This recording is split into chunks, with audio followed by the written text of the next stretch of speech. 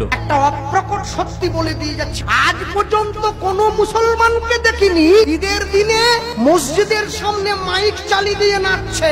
আজ পর্যন্ত কোনো খ্রিস্টানকে দেখিনি যিশু খ্রিস্টের জন্মদিনে মুরগি কেটে পুকুরের কোনায় বসে খাচ্ছে। কালী পূজার বিসর্জনের দিন হিন্দুকে দেখেছি মাকে টলিতে তুলে দিয়ে মদ খেয়ে নাচতে নাচতে যাচ্ছে, বলে আসছে বছর নাকি আবার হবে। ভাই তাড়াতাড়ি এই ভিডিওটি শেয়ার করে রাখেন যাতে করে সকল মানুষের কাছে এই বার্তাগুলো পৌঁছে যায়। আমার বাড়ির পাশে একটু দূরে একটা মসজিদ আছে, আমি ভালো করে ঘড়ি ধরে মিলিয়েছি, সেটা দিনে 5 বার নামাজ পড়ে মুসলমান। ভোর 5টায়, দুপুর 12টায়, বিকেল 3:30টায়, বিকেল 5টায়, সন্ধ্যে 7টায়। একদিন, দুদিন, 3 দিন, 1 সপ্তাহ মিলিয়েছি, নামাজের সময়টা 1 মিনিট এদিক ওদিক হয়। আপনাদের এই পুরো সবঙ্গে যদি বন্যা হয়ে যায় তবু নামাজের সময়টা পরিবর্তন হবে না, ওটা ভোর 5টার নামাজটা 5টাতেই হবে। কিন্তু দুঃখ কি, নরঘাট ব্রিজটা পেরোতে গেলে ডান দিকে একটা মুরগির দোকান আছে, ওই দোকানটার নাম হচ্ছে শ্রীকৃষ্ণ ব্রয়লার সেন্টার। গোটা 110, কাটা 220। আমার কষ্ট হয়, তোমার নাম নিয়ে মানুষ কসাইখানা খুলে ফেলেছে।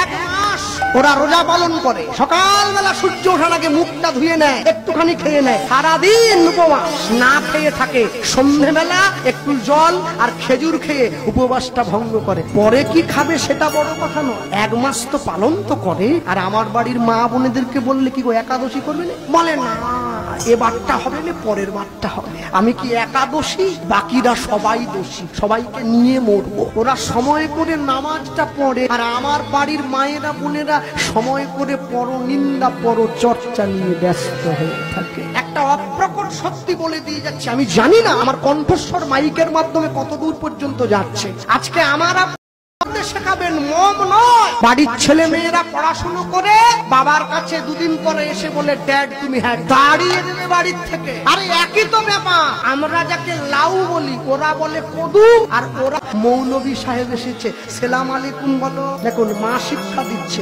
মা হচ্ছে সংসারের গাছের গোড়া। মা যখনই শিক্ষা দিল ছেলে গিয়ে বলছে সেলাম আলাইকুম, আর ওই মৌলভী সাহেব ছেলেটাকে বুকে জড়িয়ে ধরেছে, বাবা দীর্ঘজীবী হ, ওয়ালাইকুম সালাম। আর এমন সময় হিন্দু বাড়ির ছেলেটা কাঁদছে, কুড়কুড়ি খাবে, ওর মা দূর থেকে আমার দিকে আঙুল বাড়াচ্ছে, ধুতি পরে আছে। ওর মা ওই ছেলেটাকে শেখাচ্ছে, আর একবার যদি কাঁদিস ওই দেখ হিন্দু ধর্মের একটা বৈষ্ণব দাঁড়িয়ে আছে, ওকে ধরিয়ে দেবো, ঝোলায় করে পুড়ে নিয়ে বাড়ি চলে যাবে। আমি অবাক হয়ে গেলাম, এই তো আমার দেশ।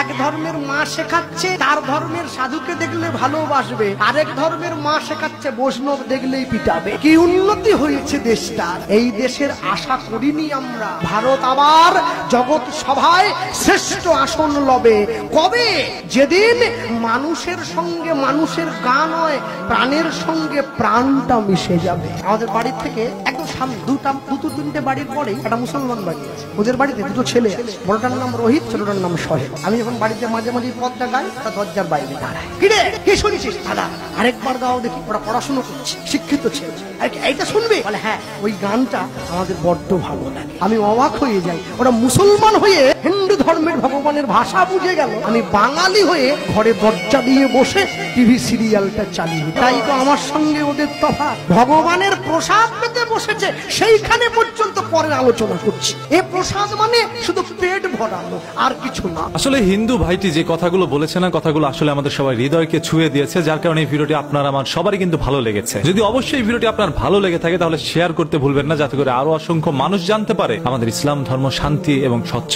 সুন্দর ধর্ম, এবং আমাদের এই ধর্ম থেকে, আমাদের এই রীতিনীতি থেকে মানুষ অনেক কিছু শিক্ষা গ্রহণ করে। এত সুন্দর একটি ধর্মতে আপনি আমি জন্মগ্রহণ করার পরে অবশ্যই বলবো আলহামদুলিল্লাহ, আমরা একজন মুসলমান, আমরা গর্বিত। যদি আসলে আপনি গর্বিত হয়ে থাকেন, কমেন্ট বক্সটা উন্মুক্ত আছে, আলহামদুলিল্লাহ লিখতে কেউ ভুল করবেন না। এবং এই ভাইটির কথাগুলো আপনাদের কাছে কি মনে হয়েছে সেটাও আপনি কমেন্ট করে আপনার মূল্যবান মতামতটি জানাবেন। যে যার যার ধর্ম তার জায়গা থেকে সুন্দর করে পালন করুক, এই আহ্বান জানিয়ে আজকের মতো এখানেই বিদায়। হায় হায় ভাই, এই লোকটি এত